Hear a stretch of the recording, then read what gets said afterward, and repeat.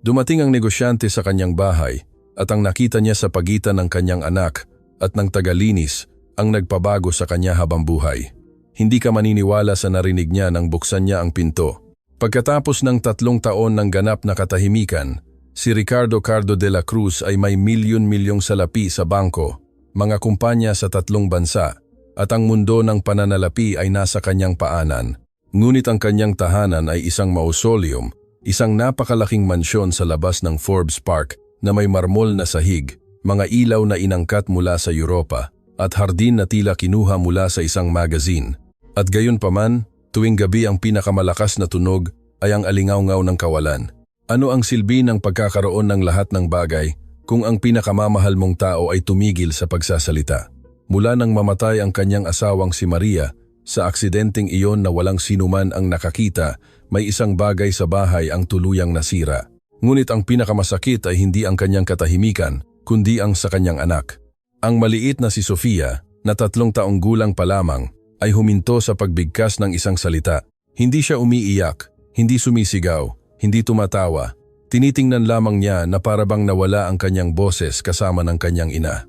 Sinabi ng pinakamahuhusay na doktor na ito ay trauma.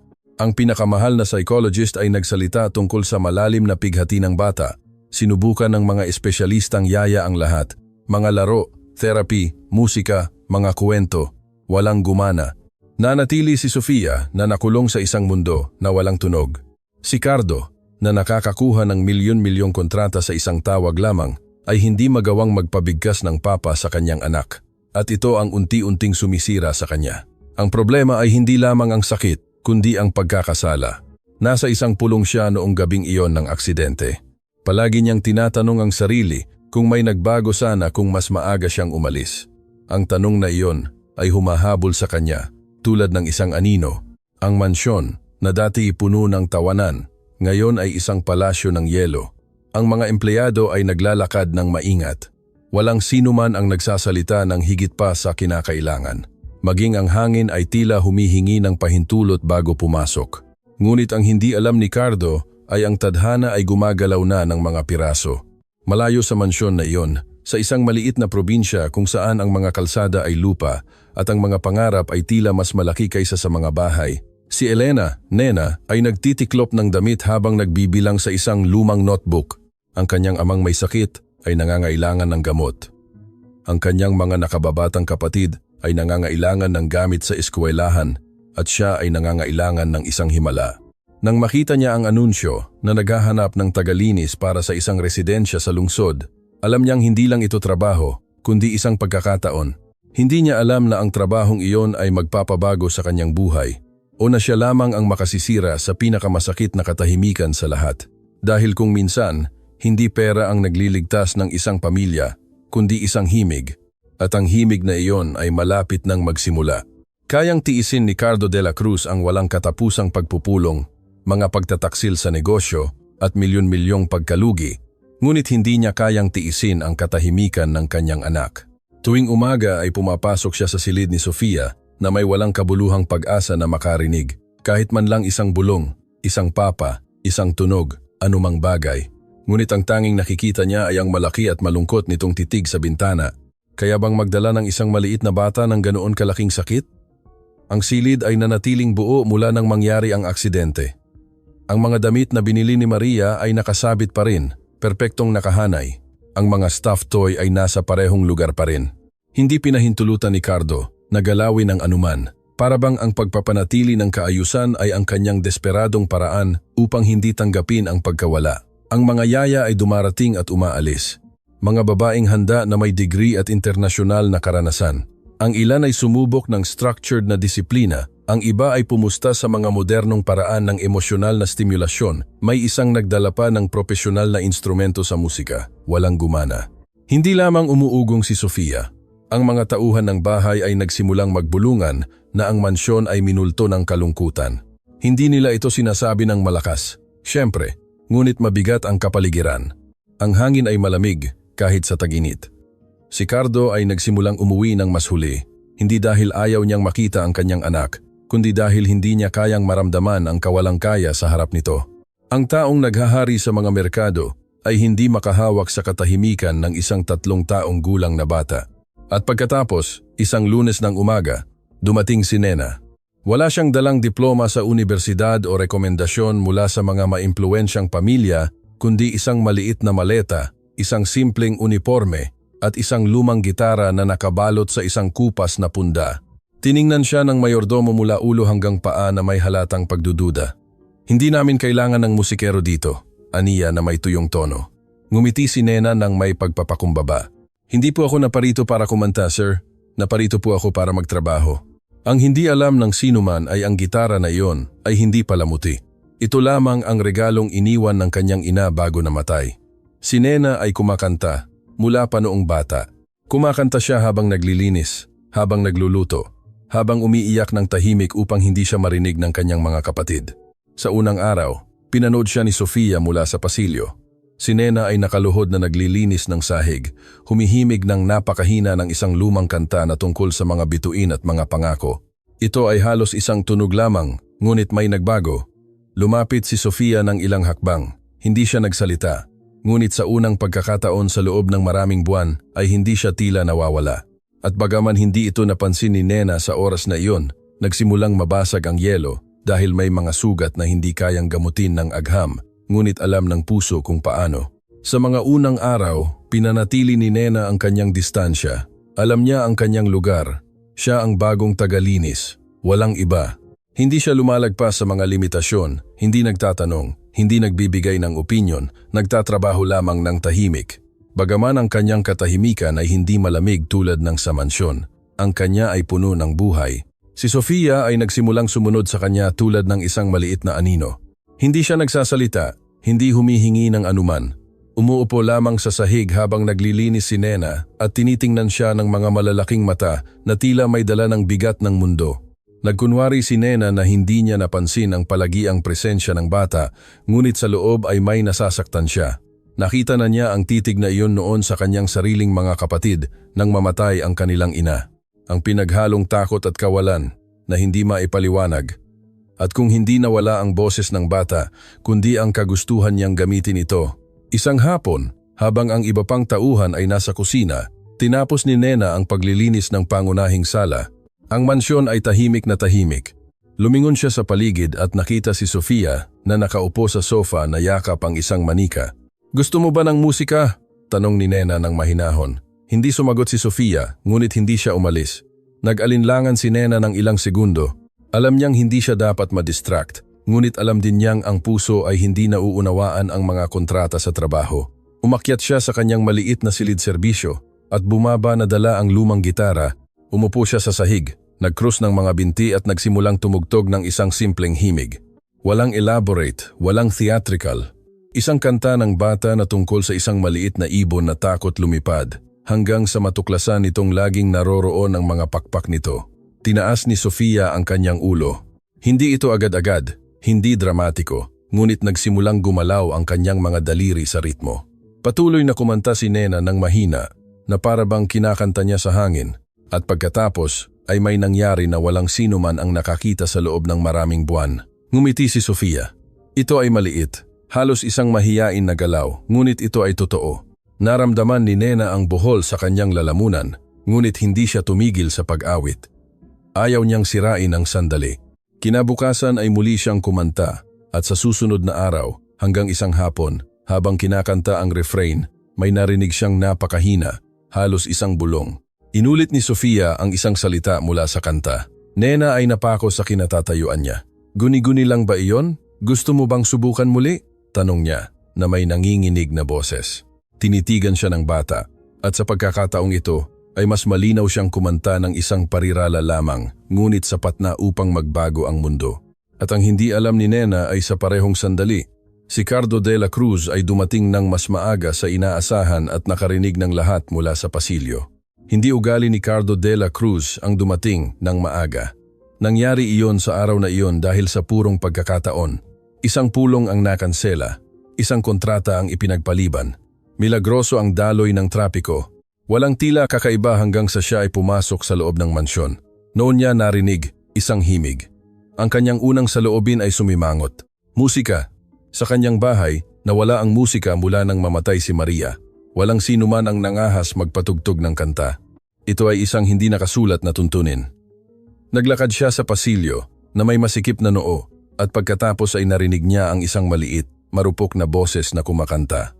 Napako si Cardo. Nahulog ang kanyang maleta mula sa kanyang kamay at tumama sa marmol na may tuyong tunog na hindi niya man lamang napansin. Hindi ito maaaring mangyari. Nagsimulang kumabog ang kanyang puso ng marahas. Ang boses na iyon ay hindi maaaring pagkamalan. Si Sofia iyon. Pagkatapos ng 3 taon ng ganap na katahimikan ay kumakanta.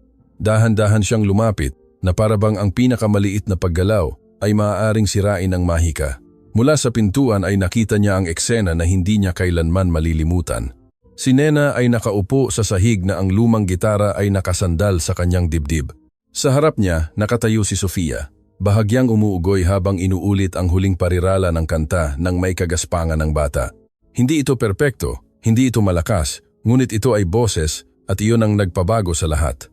Naramdaman ni Cardo ang isang bagay na hindi niya naramdaman mula pa noong libing ng kanyang asawa. Nagliliyab ang luha sa kanyang mga mata. Paano ito posible? Mga doktor, therapy, mga kilalang espesyalista. Walang nagawa ng dalagang iyon na may simpleng uniforme at kupas na gitara ng tahimik. Sino siya? Kumanta muli si Sofia. Sa pagkakataong ito ay mas malinaw. At pagkatapos ay may nangyari na mas makapangyarihan pa. Tiningnan ng bata si Nena at tumawa. Isang maliit na tawa, hindi nakasanayan. Kinakalawang ng panahon, ngunit tawa rin sa huli. Napahawak si Cardo sa kanyang dibdib na para bang kinakapos siya sa hangin. Sa loob ng maraming taon ay sinubukan niyang bumili ng mga solusyon at ngayon ay nauunawaan niya ang isang bagay na nakapipinsala. Ang pag-ibig ay hindi mabibili. Si Nena, nang hindi napapansin na siya ay pinagmamasdan, ay mahinang niyakap ang bata nang matapos ang kanta. Napakahusay mo, kampyon, bulong niya. Naramdaman ni Cardo na may nabasag sa loob niya. Ngunit hindi sa sakit. Ito ay ang yelo. Sa unang pagkakataon mula nang mamatay si Maria, hindi na naramdaman ang mansyon na parang isang mausoleum. Naramdaman itong buhay. Ngunit ang hindi alam ni Cardo ay ang himalang ito ay magkakaroon ng mga kahihinatnan. Dahil kapag muling kumabog ang puso, bumabangon din ang mga pagnanasa at kung saan isinilang ang ilaw, laging may handang patayin ito. Si Katrina Montejo ay hindi sanay na inaagawan ng anuman. Anak ng isang maimpluwensyang pamilya sa Manila, elegante, kalkulado, at perpektong edukado upang makisalamuha sa mga negosyante at politiko, palagi niyang alam ang kanyang kapalaran, magpakasal sa isang makapangyarihang lalaki, at patatagin ang isang mas malaking imperyo. At si Cardo de la Cruz ang perpektong piraso. Ang kanilang pagiging magkasintahan ay hindi ipinanganak mula sa pag-ibig, ito ay ipinanganak mula sa kaginhawahan. Pagkatapos ng pagkamatay ni Maria, itinuring ng mga pamilya na ito ang pinakamahusay para sa emosyonal at panlipunang katatagan, isang estratehikong alyansa na pinagtatakpan ng suporta. Ngunit may nagbabago. Napansin ito ni Katrina sa gabi ring iyon nang dumating si Cardo para maghapunan ng mas maaga kaysa sa karaniwan. Hindi siya tila malayo, tila siya iba. May isang bagay sa kanyang tingin, isang bagay na wala doon dati. Parang may gumugulo sa iyo, komento niya habang inilalapag ang kanyang baso ng alak sa mesa. Haba lang ng araw, sagot niya na iniiwasan ang pagpapaliwanag. Ngunit hindi iyon ang nakakuha ng atensyon ni Katrina. Ito ay nasa gitna ng hapunan, ay lumabas si Sofia sa sala at humimig. Mahina ang tunog, halos hindi maramdaman, ngunit sapat na. Nanigas si Katrina. Nagsalita ba siya? Bulong niya. Hindi sumagot si Cardo sa mga salita, tumango lamang. Nagpipigil ng emosyon, pilit nang umiti si Katrina. Anong ganda ng balita, aniya na may sukat na tono. Ngunit sa loob ay may nagliyab.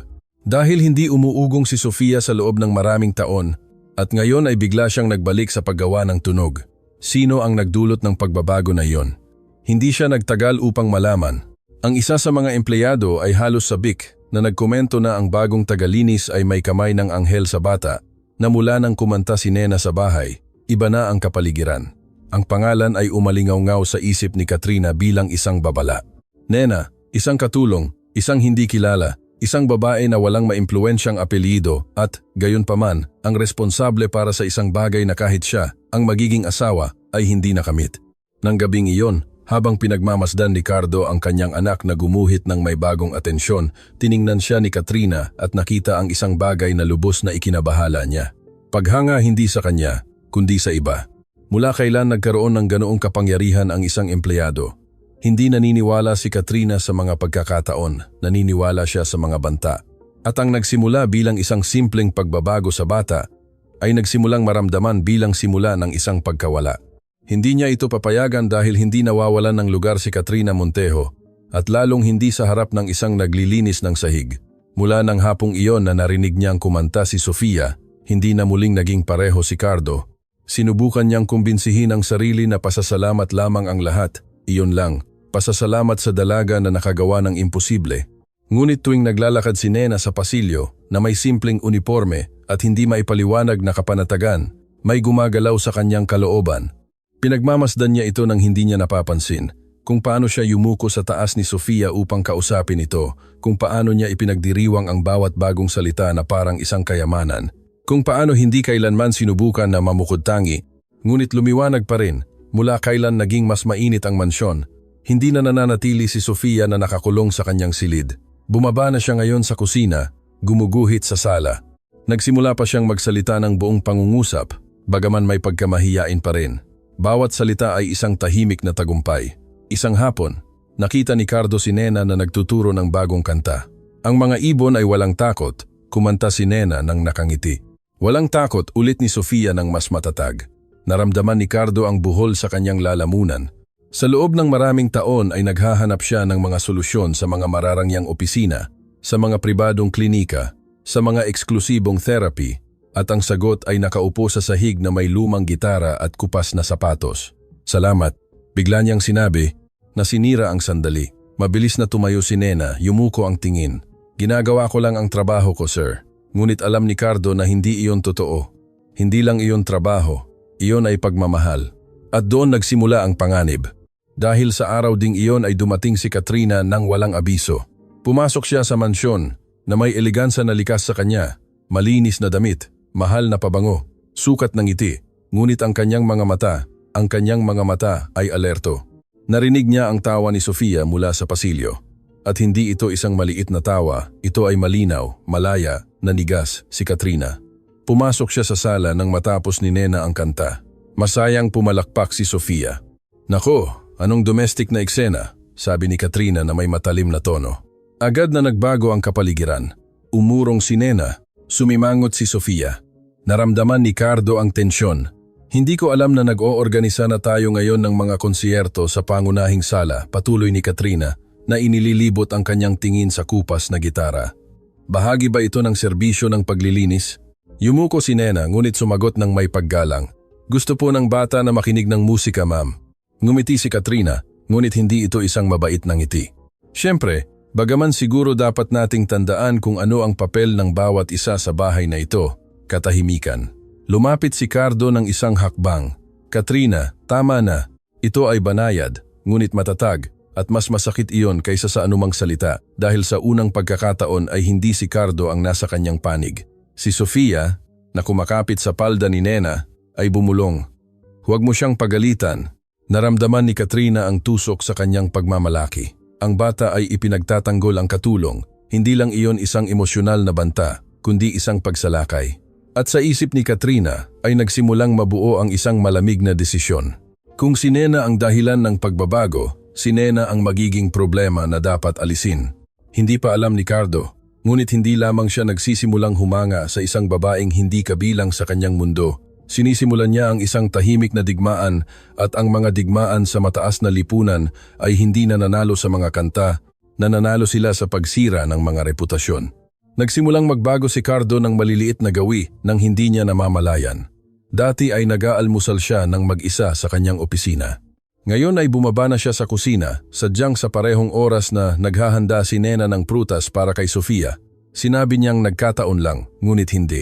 Hindi na naramdaman ang bahay na parang isang museo na frozen sa panahon.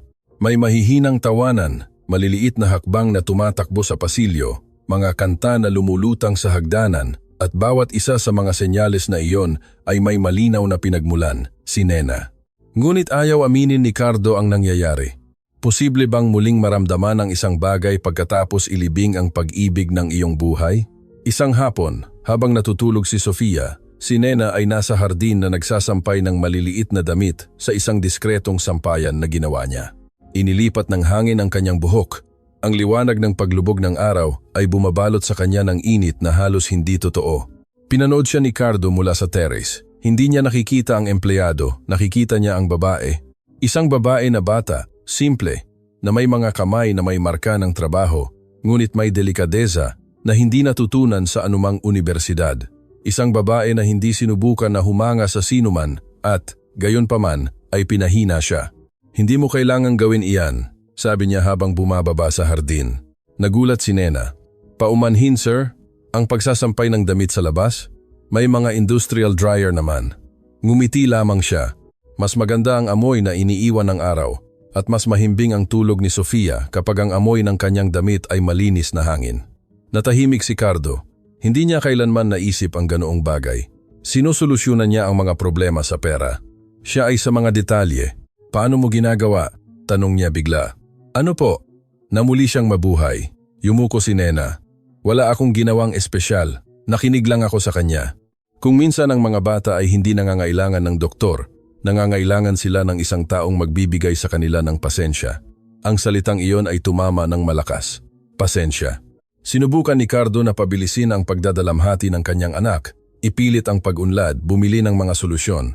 Umupo lang si Nena at naghintay. Mahal na mahal niyo po siya, dagdag niya ng mahinahon.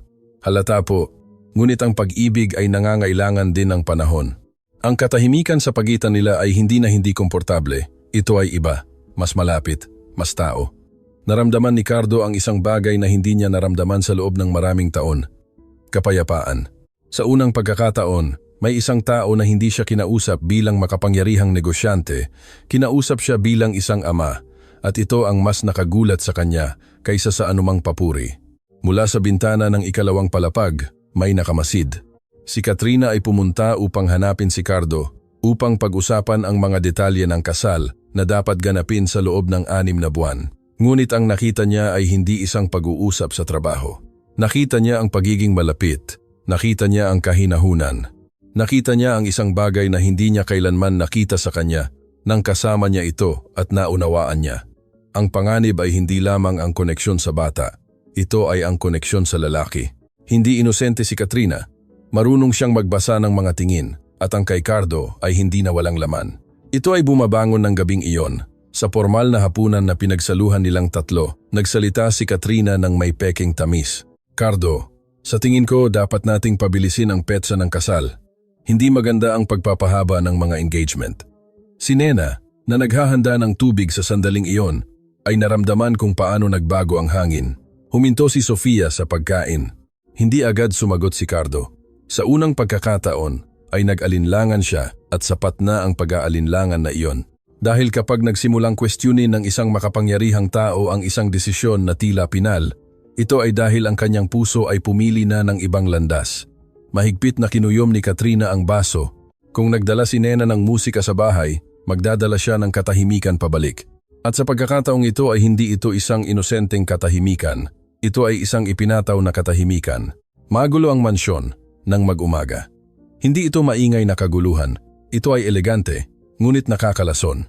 Si Katrina ay nag-organisa ng isang maliit na pribadong kaganapan noong nakaraang gabi.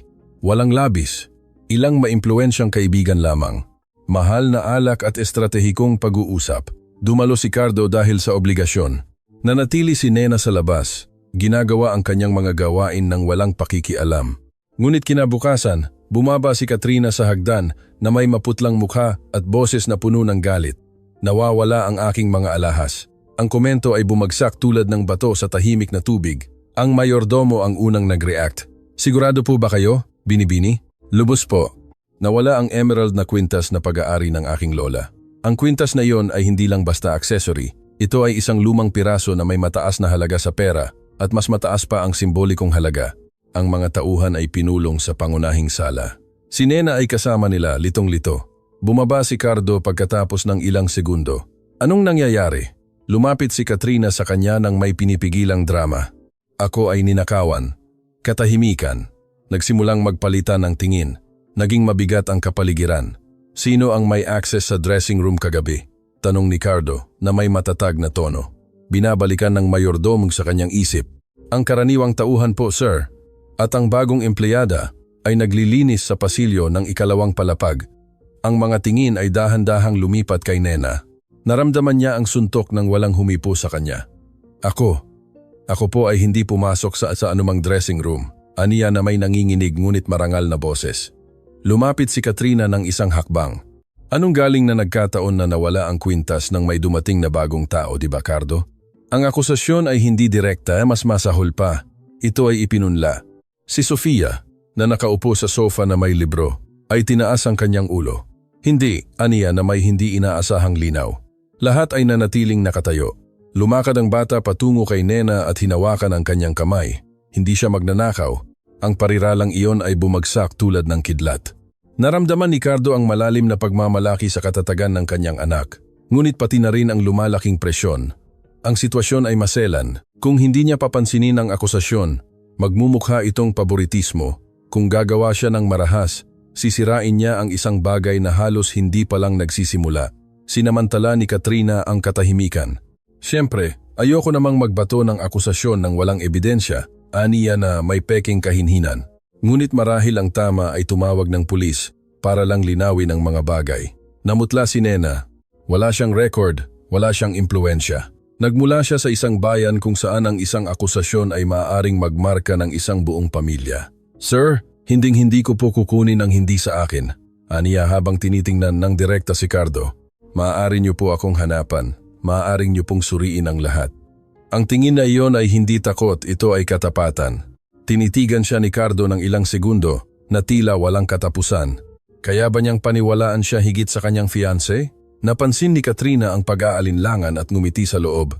Dahil iyon ang kanyang layunin, maghasik ng kawalan ng tiwala. Tinawagan ng pulis. Nagsimula ang paghahanap. Malakas na bumabara ang puso ni Nena, ngunit hindi siya yumuko. Hindi binitawan ni Sofia ang kanyang kamay. At nang tila hindi maiiwasan ang iskandalo, isang security guard ang pumasok ng nagmamadali. Sir, may nakita po kami. Agad na lumingon si Katrina. Saan? Sa event hall, sa ilalim ng isang auxiliary table. Nandoon ang kwintas, ganap na katahimikan. Tiningnan ni Cardo si Katrina. Tiningnan ni Katrina ang sahig ng ilang segundo lamang. Sapat na upang ipakita ang kawalang komportable.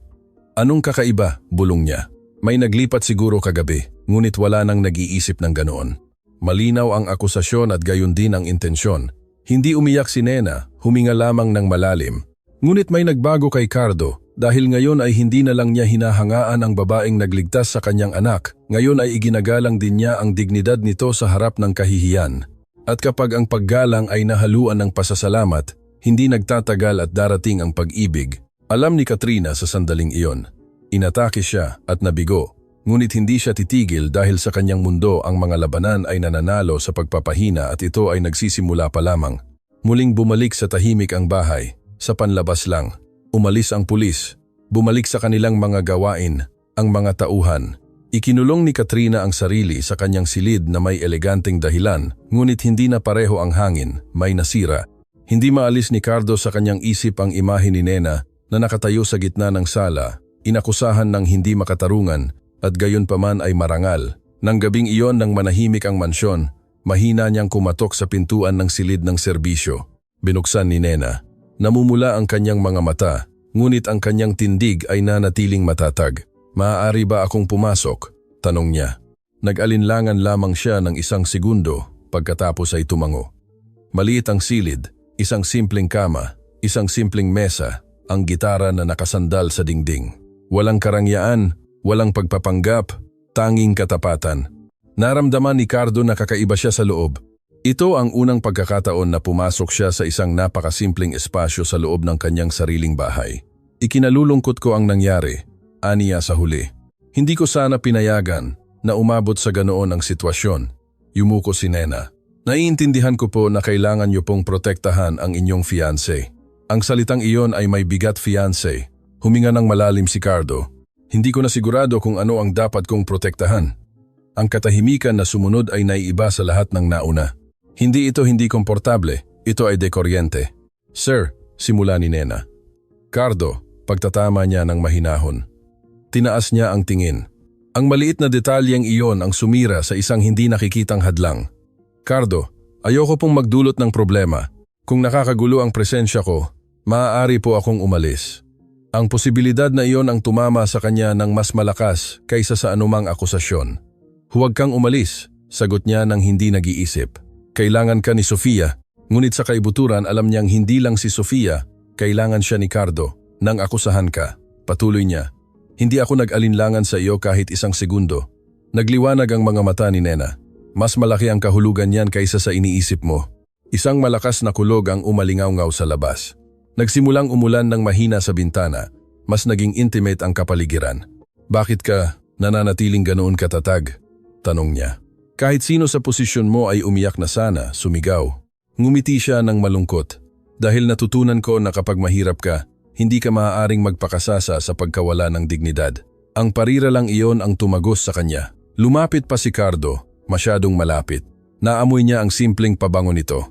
Hindi ito mahal, hindi ito sopistikado, ngunit ito ay mainit, totoo. Sa unang pagkakataon sa loob ng maraming taon, ang kanyang puso ay kumakabog ng may nerbiyos. Nena, mula nang dumating ka, ang bahay na ito ay muling huminga. Tinitigan niya siya at sa sandaling iyon ay wala ng negosyante o empleyada, 2 taong sugatan lamang ang nakakahanap ng aliw. Dahan-dahang itinaas ni Cardo ang kanyang kamay, nag-alinlangan lamang ng 1 segundo bago inalis ang hibla ng buhok sa kanyang mukha. Ang galaw ay banayad, magalang, ngunit puno ng kahulugan. Ipinikit ni Nena ang kanyang mga mata, nang sandali at tila huminto ang mundo, hanggang sa may tunog na sumira sa lahat. Isang mahinang kaluskos sa pasilyo. Pareho silang lumingon sa pintuan. Walang sinumang nakikita, ngunit may isang tao doon. At ang taong iyon ay hindi papayag na ang kwento ay umusad ng ganoong kadali. Dahil kapag nagsisimulang magpahayag ng pag-ibig, nagiging mas mapanganib din ang poot. Oo, may isang tao sa pasilyo at hindi ito nagkataon. Hindi naniniwala si Katrina Montejo sa mga nagkataon. Naniniwala siya sa pagmamanman. Napansin niya ang distansya ni Cardo. Ang paraan kung paano niya iniiwasan ang pag-uusap tungkol sa kasal, ang paraan kung paano hinahanap ng kanyang tingin si Nena, kahit na nagkukunwari siyang hindi. Kaya't ng gabing iyon ay nagpasya siyang kumpirmahin ang kanyang hinala at nakita niya. Hindi niya narinig ang bawat salita, ngunit sapat na ang kanyang nakita. Ang pagiging malapit, ang tensyon, ang paraan kung paano binigkas ni Cardo ang kanyang pangalan. Sapat na iyon. Hindi sumigaw si Katrina. Hindi siya gumawa ng eksena, hindi iyon ang kanyang estilo. Ngumiti siya at nagsimulang mag-isip dahil ang pagsira sa isang tao ay hindi palaging nangangailangan ng agarang eskandalo kung minsan ay ginagawa ito ng may surgical na katumpakan. Kinabukasan, tumawag si Katrina sa isang pinagkakatiwalaang kontak, isang lalaking sanay sa paglutas ng mga problema ng maingat. Kailangan ko ng impormasyon tungkol sa isang tao, aniya na may mahinang boses. Si Elena Santos ay mula sa isang maliit na probinsya. Gusto kong malaman ang lahat. Pamilya, utang, nakaraan, lahat. Kung hindi siya makakita ng pagkakamali, gagawa siya. Samantala, sa mansyon, si Cardo ay tila mas determinado kaysa kailanman. Nag-almusal siya kasama si Sofia at Nena sa iisang mesa. Nagtawanan sila. Nagkuwento ang bata ng isang panaginip. Isang bagay na hindi maiisip ilang buwan na ang nakakaraan, ngunit pinagmamasdan ni Katrina. At kapag ang isang makapangyarihang babae ay nakaramdam na siya ay nawawala sa lugar, hindi siya nakikipagkumpetensya, umaatake siya. Pagkalipas ng 2 araw, dumating ang atake. Isang lalaking nakasuot ng madilim na traje ang nagpakita sa pintuan. Sinabi niyang kinakatawan niya ang isang lokal na institusyong pinansyal mula sa bayan ni Nena. Naparito kami para sa isang utang na hindi pa nababayaran ng inyong ama, aniya na may matatag na tono. Kung hindi ito mabayaran sa loob ng 72 oras, magpapatuloy kami sa legal na paraan. Nanigas si Nena. Hindi po maaaring mangyari iyon. Nagbabayad po kami ng installment. Ipinakita ng lalaki ang mga dokumento, mga naipong interes, mga parusa, mga imposibleng halaga. Sumimangot si Cardo. Bakit kayo naparito? Ipinagbigay alam po sa amin na ang binibini ay nagtatrabaho na ngayon sa isang high-end na residensya. Inakala po namin na maaaring siya ang sumagot. Ang kahihiyan ay banayad, ngunit malupit. Naramdaman ni Nena na parang bumubukas ang lupa sa ilalim ng kanyang mga paa. Ang impormasyong iyon ay hindi pampubliko. May naghanap sa kanya, may nagpadala. Sa hapon ding iyon ay nakatanggap siya ng isa pang suntok, isang tawag mula sa ospital ng probinsya. Lumala ang kalagayan ng kanyang ama. Kailangan niya ng agarang pamamaraan, pera na wala siya. Si Cardo, nang malaman ito, ay kumilos ng walang pag-aalinlangan. Sasagutin ko ang mga gastos, aniya ng may katatagan. Umiling si Nena, nagpipigil ng luha. Hindi ko po matatanggap iyon. Hindi ito kawanggawa, ito ay tulong. At tinulungan mo ang aking anak nang walang sinuman ang makatulong. Ngunit ang pagtanggap ay nangangahulugan ng iba pa. Nangangahulugan ito ng pagdepende at alam ni Katrina iyon. Mula sa kanyang silid, pinagmamasdan ang bawat galaw, naunawaan niya na gumagana ang plano. Pinansyal na presyon, emosyonal na kahinaan, potensyal na eskandalo.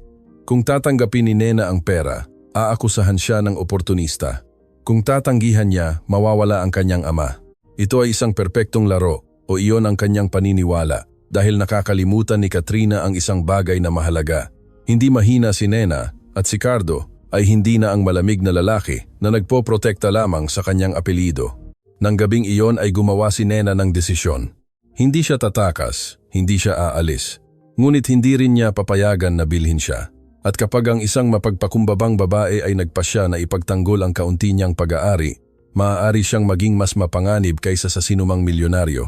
Ang hindi alam ni Katrina ay ang kanyang sariling laro ay malapit nang bumalik sa kanya. Hindi natulog si Nena ng gabing iyon. Ang tawag mula sa ospital ay patuloy na umuulit sa kanyang isip tulad ng isang malupit na alingawngaw. Kailangan ng kanyang ama ang pamamaraan sa lalong madaling panahon. Ang mga halaga ay imposible, ang mga deadline ay hindi makatarungan at ang pagmamalaki ay mabigat. Pagdating ng umaga ay nakapagdesisyon na siya.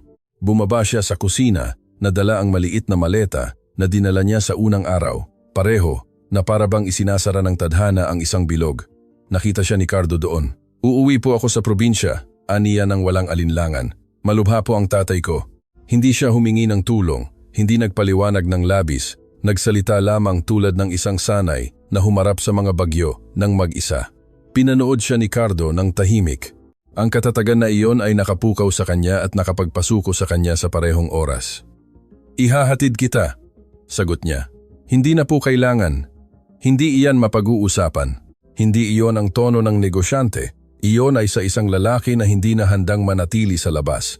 Lumabas si Sofia sa pintuan na may magulong buhok at mga mata na antok pa. Aalis ka? Tanong niya. At ang kanyang boses ay hindi na sa isang basag na bata. Yumuko si Nena upang yakapin siya. Ilang araw lang, prinsesa. Umiling ang bata at mas mahigpit na yumakap. Hindi mag-isa. At ang maliit na parira lang iyon ang nagdesisyon sa lahat. Pagkalipas ng ilang oras, nagmamaneho si Cardo sa mga kalsada na hindi pa niya napupuntahan. Iniwan nila ang eleganteng lungsod, ang mga gusali ng salamin, ang malalawak na abenida, ang aspalto ay naging magaspang, pagkatapos ay lupa, pagkatapos ay alikabok. Tiningnan ni Nena ang bintana ng tahimik. Hindi siya nahihiya, hindi rin ipinagmamalaki, nakatuon lamang. Hindi mo kailangang gawin ito, bulong niya pagkatapos ng ilang sandali. Oo, kailangan kong gawin. Tiningnan siya ni Nena, hindi na nagtanong pa. Nang dumating sila, matindi ang pagkakaiba. Mabababang bahay, mga pader na walang pintura, mga kapitbahay na bumabati ng may kuryosidad. Walang bakas ng karangyaan na itinuring ni Cardo na normal sa buong buhay niya. At gayon paman, may ibang bagay. Nagkakakilala ang mga tao sa pangalan, nagtutulungan ng walang kamera. Nagkakatitigan sila sa mga mata. Pumasok sila sa maliit na bahay ni Nena.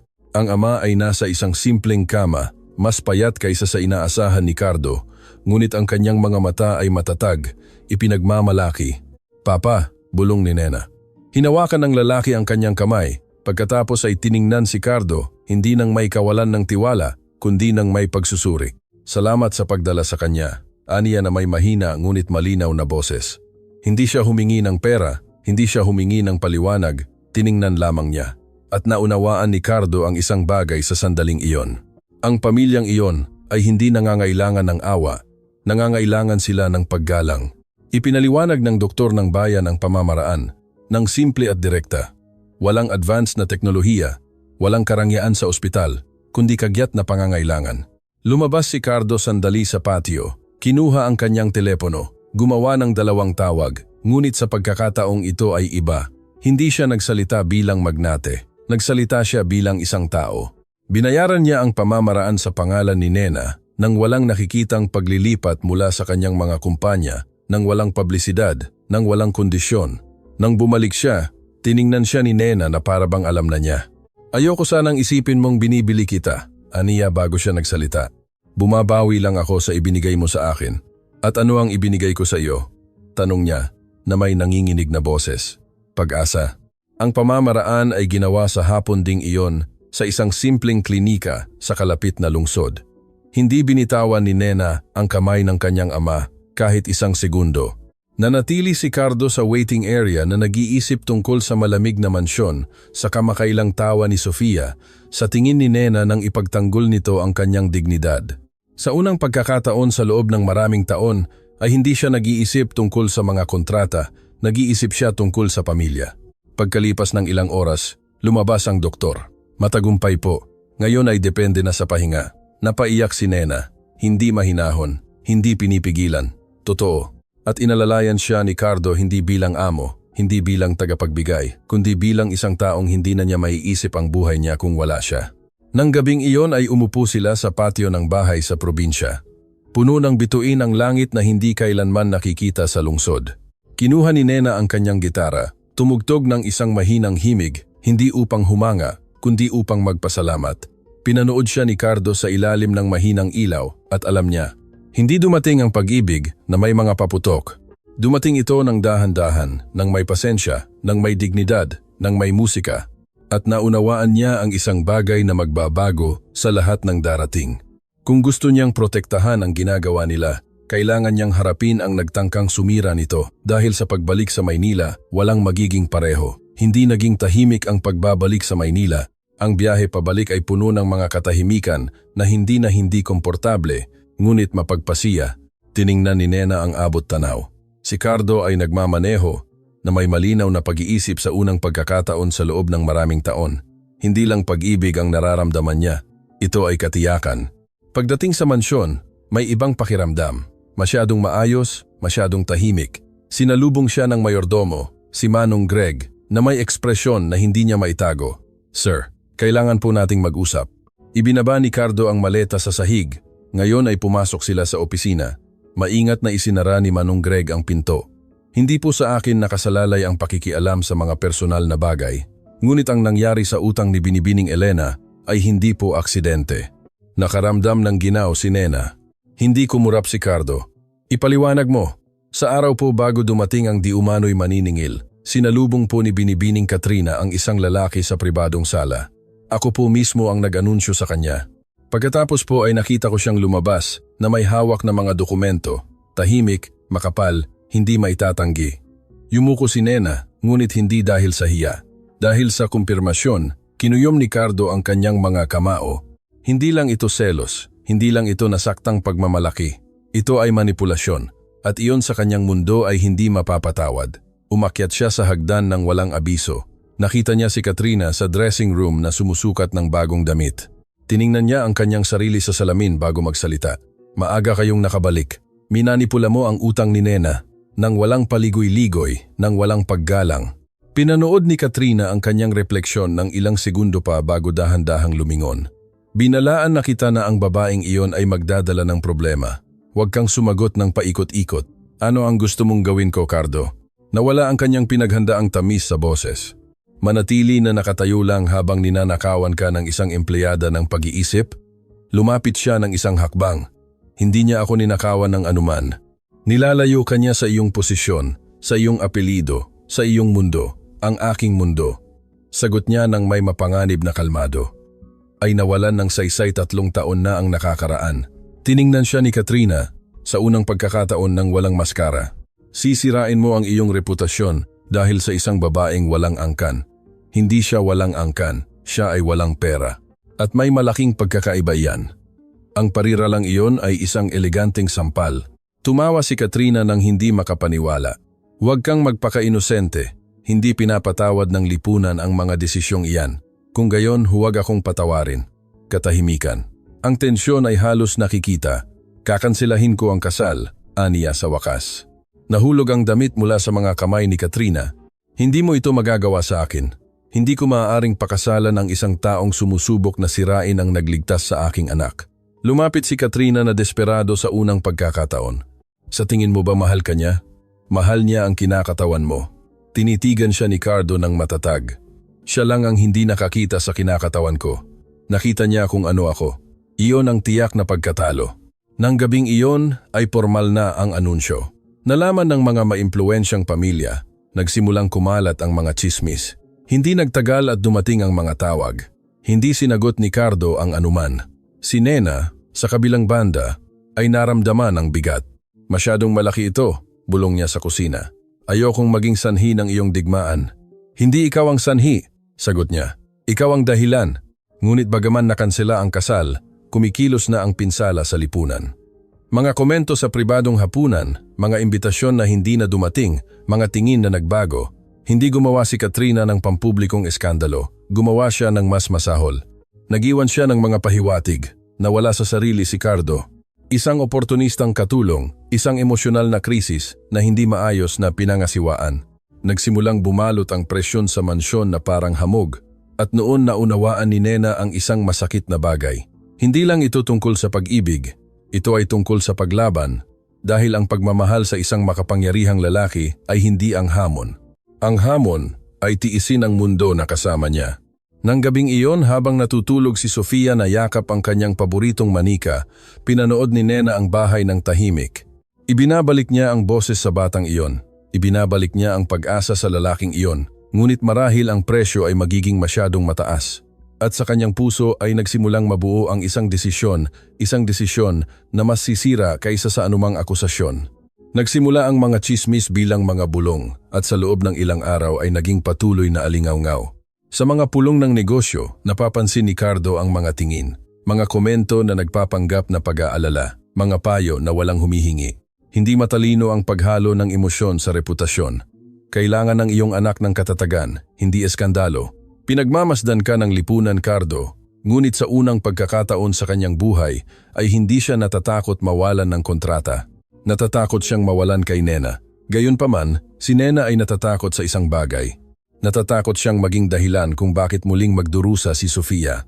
Isang hapon, habang tinutulungan ang bata na magkulay sa hardin, hindi sinasadya niyang narinig ang pag-uusap sa pagitan ng dalawang bagong empleyado na kinuha sa pamamagitan ng panlabas na rekomendasyon. Sinasabi nilang tatanggalin na siya sa trabaho. Malinaw naman, ang ganoong uri ng babae ay palaging naghahanap na umangat ng level. Ang mga salita ay hindi malakas, ngunit ito ay lason. Nagkunwari si Nena na hindi nakakarinig. Tinaas ni Sofia ang kanyang ulo. Ano po ang angat ng level? Pilit na ngumiti si Nena. Walang mahalaga, prinsesa. Ngunit mahalaga iyon. Nang gabing iyon, nakita siya ni Cardo sa terrace na tinitingnan ang malalayong ilaw ng lungsod. Malayo ang loob mo, Anya. Nag-iisip po ako. Huwag kang mag-isa. Huminga siya ng malalim. Malaki ang mundo mo, Cardo, makapangyarihan, mapaghanap. Hindi ako kabilang dito. Ayoko na kabilang ka sa mundong iyon. Gusto kong nasa akin ka. Iyon din po iyon. Katahimikan. Lumapit pa siya ng isang hakbang. Hindi ako susuko sa iyo dahil sa mga komento. Hindi po iyan komento. Sagot niya na may matatag na boses. Iyan po ay mga kahihinatnan. Ngayon po ay pinag-uusapan nila ako. Bukas po ay pag-uusapan nila si Sofia. Iyon ang nagpatigil sa kanya. Tiningnan ni Nena ng direkta si Cardo sa mga mata. Kaya ko pong tiisin na tawagin akong interesada. Kaya ko pong tiisin na kwestiyonin ang aking nakaraan, ngunit hindi ko po papayagan na muling maramdaman ng inyong anak na pinupuna dahil sa akin. Ang sakit sa boses ay hindi drama. Ito ay totoo. Hindi ka kasalanan, bulong niya. Hindi, pero ako po ay isang salungatan. At noon niya sinabi ang pinakamahirap para sa kanya. Aalis na po ako. Ang salita ay bumagsak tulad ng tuyong suntok. Hindi, agad na sagot ni Cardo. Opo, dahil kung mananatili ako, palagi mo akong pipiliin laban sa mundo at iyan ay makakapagod sa iyo at isang araw ay titingnan mo ako ng may sama ng loob. Hinding-hindi, aniya ngayon. Umurong siya ng isang hakbang. Mahal kita. Pagtatapat niya sa huli na may mga luha na hindi niya tinago. Ngunit ang pag-ibig ay ang pag-alam din kung kailan ka dapat lumayo. Ang pagtatapat na iyon ang sumira sa huling hadlang. Hinawakan ni Cardo ang kanyang mga balikat. Huwag mo akong iligtas sa pagkawala ng sarili mo. Ngunit nakapagdesisyon na si Nena. Sa madaling araw ding iyon ay inayos niya ang kanyang maleta. Hindi niya ginising si Sofia, ayaw niyang makitang umiyak ito. Nag-iwan lamang siya ng sulat sa mesa ni Cardo. Nang magising si Cardo at makitang walang laman ang kama, may bumagsak sa kanyang kalooban. Simple lang ang sulat. Salamat sa pagtuturo sa akin na ang pag-ibig ay maaaring umiral kahit sa mga bahay ng yelo, ngunit kailangan ng iyong anak ng kapayapaan higit sa pagmamahal, at kailangan kong umalis bago pa ako gawing isang bagay na hindi ako ng mundo. Bumaba ng hagdan si Cardo ng patakbo. Huli na. Muling nanahimik ang mansyon, ngunit hindi ang malamig na katahimikan ng nakaraan. Ito ay isang katahimikan ng sinasadyang pagkawala. Nagising si Sofia at hinanap si Nena. Nasaan siya? Hindi alam ni Cardo ang isasagot. Nang hapong iyon ay hindi kumanta ang bata, hindi tumawa, hindi masyadong nagsalita, at doon niya naunawaan ang pinakamatinding aral. Ang pagprotekta sa isang tao ay hindi palaging nangangahulugang pagpapaalis sa kanya, kung minsan ay nangangahulugang ipaglaban siya, kahit na masama ang tingin ng buong mundo sa iyo. Pumasok si Cardo sa opisina, tiningnan ang mga larawan, ang mga kontrata, ang mga simbolo ng kapangyarihan na naipon niya sa buong buhay niya. Ano ang silbi ng mga iyon ngayon? Kinuha niya ang kanyang telepono, kinansela ang 2 pulong, hindi pinansin ang 3 tawag at gumawa ng isang desisyon na magpapabago sa katapusan ng kwento. Hindi niya hahayaang magsakripisyo si Nena ng mag-isa dahil sa pagkakataong ito ay hindi siya manunood habang nawawala ang pag-ibig dahil sa takot. Sa pagkakataong ito ay pipili siya. At kapag ang isang lalaki na palaging pumipili ng kapangyarihan ay nagpasya na piliin ang puso, walang nagiging pareho. Hindi nag-abiso si Cardo sa sino man. Hindi niya tinawagan ang kanyang tsuper, hindi naghanda ng talumpati, hindi humingi ng payo.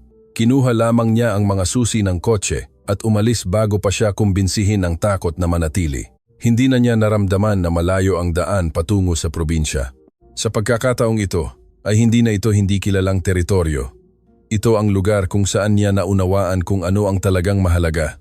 Habang nagmamaneho, ang mga salita sa sulat ni Nena ay paulit-ulit sa kanyang isip. Kailangan ng iyong anak ng kapayapaan higit sa pagmamahal.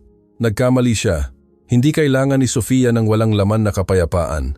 Kailangan niya ng matapang na pag-ibig. Pagdating sa probinsya, hindi siya dumiretso sa bahay. Nagtanong siya tungkol kay Nena. Itinuro ng isang kapitbahay ang plaza. Nagtuturo po siya ng musika sa mga bata. Iyon ang nagpangiti sa kanya. Nakita niya ito sa ilalim ng lilim ng isang malaking puno na napapalibutan ng maliliit na bata na nakaupo sa sahig. Ang kanyang gitara ay nakapatong sa kanyang mga binti.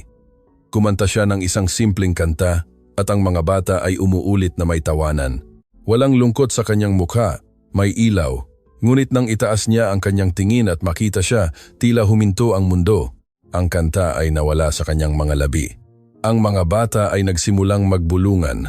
Lumakad si Cardo patungo sa kanya nang hindi tumitingin sa paligid, nang walang pagtatantya sa mga kahihinatnan. Sabi ko po, huwag kayong pumunta, mahinang sabi ni Nena nang nasa harap na siya nito. At ako naman ay humiling na huwag kang umalis. Katahimikan. Ang mga bata ay nakamasid na may kuryosidad. Hindi mo ito kayang ayusin sa pamamagitan ng pagmamadali, dagdag niya. Hindi ako naparito para ayusin ang anuman. Naparito ako para sabihin sa iyo na nagkamali ako. Sumimangot siya. Sa ano? Sa pagpapaalam na ikaw lang ang nagdala ng desisyon. Akala ko ang pagprotekta sa iyo ay ang paggalang sa iyong sakripisyo, ngunit ang tanging nagawa ko ay ipakita sa iyo na ang mundo pa rin ang nagdidikta sa akin. Tiningnan siya ni Nena na malakas ang tibok ng puso. Cardo, huminga siya ng malalim at pagkatapos ay gumawa ng isang bagay na hindi niya kailanman ginawa sa kanyang buhay. Lumuhod siya sa harap niya, hindi para sa palabas, kundi para sa paniniwala. Isang bulong ang umalingaw-ngaw sa plaza. Hindi ko kailangan ng babaeng kabilang sa aking angkan, aniya na may malinaw na boses. Kailangan ko ang babaeng nagbalik ng boses sa aking anak at ng buhay sa aking tahanan. Naramdaman ni Nena na nanginginig ang kanyang mga binti. Hindi ko po kayang bigyan kayo ng kapanatagan sa lipunan, patuloy niya. Hindi ko po maipapangako na walang mga kritisismo, ngunit maipapangako ko po na hinding-hindi nyo na muling haharapin ang anuman ng mag-isa. Ang kanyang mga mata ay basa, hindi sa kahinaan. Sa totoo lang, mahal kita, Nena. Hindi dahil sa ginawa mo para kay Sofia, hindi dahil sa kinakatawan mo. Mahal kita dahil kung sino ka kapag walang nakatingin sa iyo, ganap na katahimikan. Ang buong probinsya ay tila nagpipigil ng hininga. Naisip ni Nena ang mansyon, ang mga tingin, ang mga tsismis, Ang batang muling kumanta. Naisip din niya ang kanyang ama na nagturo sa kanya na ang dignidad ay hindi ang pagtakas, ito ay ang pagpili ng may tapang. At kung hindi tayo tanggapin ng mundo? Tanong niya. Kung gayon, bubuo tayo ng bago. Ang parira lang iyon ang sumira sa huling hadlang. Ibinaba ni Nena ang gitara, lumuhod sa harap niya at hinalikan siya. Hindi ito isang perpektong halik sa kwento. Ito ay isang halik na may luha, may takot, may desisyon. Nagpalakpakan ang mga bata ng hindi lubos na nauunawaan, ngunit nararamdaman ang emosyon. Sa sandaling iyon, isang kotse ang huminto sa pasukan ng probinsya. Mabilis na bumaba si Sofia. Nena, tumalon ang bata sa kanyang mga bisig. Huwag kang umalis muli. Mahigpit na niyakap siya ni Nena, tiningnan si Cardo, at alam niyang hindi na ito isang kuwento ng pag-ibig sa pagitan ng dalawang matanda. Ito ay isang pamilya na piniling lumaban. Tumayo si Cardo at hinawakan ang kamay ng dalawa. Hindi niya tinalo ang lipunan, huminto siya sa pamumuhay para dito, at iyon ang tunay na tagumpay. Hindi na pareho ang mansyon, hindi dahil nagbago ang mga muebles, hindi dahil may mga bagong dekorasyon, kundi dahil hindi na ang katahimikan ang nagmamay-ari ng mga pader. Hindi nag-organisa si Cardo ng magarbo na kasal. Walang mga magazine, walang eksklusibong listahan, walang estratehikong alyansa, may isang bagay na mas mahalaga, totoo. Ang seremonya ay ginanap sa likod na hardin ng bahay, sa ilalim ng parehong puno kung saan muling binigkas ni Sofia ang kanyang mga unang salita pagkatapos ng trauma. Ang lugar na iyon ay may kasaysayan, may kahulugan. Hindi nakasuot si Nena ng designer dress, nakasuot siya ng isang simple, puti, eleganteng damit, nang walang pagpapanggap, nakalugay ang buhok, tapat ang ngiti. Si Cardo ay hindi rin nakasuot ng kanyang karaniwang maringal na traje, kundi isang klasikong traje lamang, nang walang pagmamataas, nang walang panlipunang kalasag. Kakaunti ang mga bisita. Ang ama ni Nena, na gumaling na, ay nasa unahan na may nakataas na dibdib, ipinagmamalaki. Hawak ni Sofia ang lumang gitara. Oo, iyon din ang nagpasimula ng lahat. Nang dumating ang oras ng mga panunumpa, hindi nagbasa si Cardo ng anumang inihanda ng mga tagapayo. Nagsalita siya mula sa puso. Ilang taon akong naniwala na ang kapangyarihan ay nangangahulugang kontrolin ang lahat, ngunit natutunan ko na ang tunay na kapangyarihan ay ang payagan ang sarili na magbago, at binago mo ako. Tinitigan siya ni Nena. Lumaki po ako na iniisip na kailangan kong tanggapin ang ibibigay sa akin ng buhay nang hindi humihingi ng higit pa. Ngunit kasama kayo, natutunan ko na maaari din akong pumili at pipiliin ko kayo. Hindi ito isang maingay na deklarasyon. Ito ay matatag. Nang magsimulang tumugtog si Sofia ng gitara sa tulong ni Nena, hindi maiiwasan ang emosyon. Malinaw, sigurado, masayang kumanta ang bata. Ang boses na isang araw ay nawala, ngayon ay pumupuno sa hardin. Ipinikit ni Cardo ang kanyang mga mata ng sandali. Naalala niya ang hapong iyon na narinig niyang kumanta mula sa pasilyo. Naalala niya ang maleta na bumagsak sa sahig. Naalala niya ang yelo na nabasag at lubos na naunawaan ang tanong na kasama niya mula pa sa simula. Ano ang silbi ng pagkakaroon ng mundo sa iyong paanan kung ang iyong tahanan ay walang laman ng pag-ibig? Mayroon siyang milyon-milyon, mayroon siyang mga kumpanya, mayroon siyang prestihiyo, ngunit wala sa mga bagay na iyon ang nagawa ng isang mapagpakumbabang babae na may lumang gitara dahil may pera siya, ngunit may himig siya na nagbukas ng kanyang puso at pinili niya ang himig. Sa paglipas ng panahon, nawala ang mga tsismis, napagod ang mga bumabatikos, naunawaan ng mga nagmasid. Ang lipunan ay palaging nakakahanap ng bagong paksa upang pagbulungan, ngunit ang tunay na kaligayahan ay hindi nangangailangan ng pag-apruba. Ang mansyon ay hindi na isang palasyo ng yelo. Ito ay naging tahanan na may tawanan, may musika, may maliliit na pagtatalo at mahabang yakapan. At tuwing umuuwi si Cardo mula sa trabaho, hindi na niya nararamdaman ang bigat ng imperyo. Nararamdaman niya ang init ng kanyang pamilya. Dahil ang pag-ibig ay hindi nauunawaan ng mga social class, nauunawaan nito ang tapang. At kung minsan ang taong tila dumating upang linisin ang iyong bahay, ay siya ang dumating upang linisin ang iyong kaluluwa. Kung ang kwentong ito ay tumagos sa iyong puso, kung nag-alinlangan ka kailanman sa pagitan ng pagmamalaki at pag-ibig, kung naniwala ka na ang pera ay kayang bilhin ang lahat at natuklasan mong hindi ganoon, tandaan ito. Ang pinakamalaking kayamanan ay wala sa iyong pag-aari. Nasa kung sino ang nakapagbalik sa iyo ng buhay nang akala mo ay nawala na ang lahat. At ngayon, Gusto naming marinig ka. Sabihin sa amin sa mga komento kung saan mo naririnig ang channel na ito, mula sa anong lungsod o bansa ka namin kasama ngayon. Gusto naming malaman kung hanggang saan umaabot ang mga kwentong ito at kung naniniwala ka na umiiral pa rin ang matapang na pag-ibig, mag-subscribe sa channel, i-activate ang mga notification at samahan kami sa susunod na kwento na maaaring magpabago ng iyong puso dahil marahil ang susunod na himig ay naghihintay para sa iyo.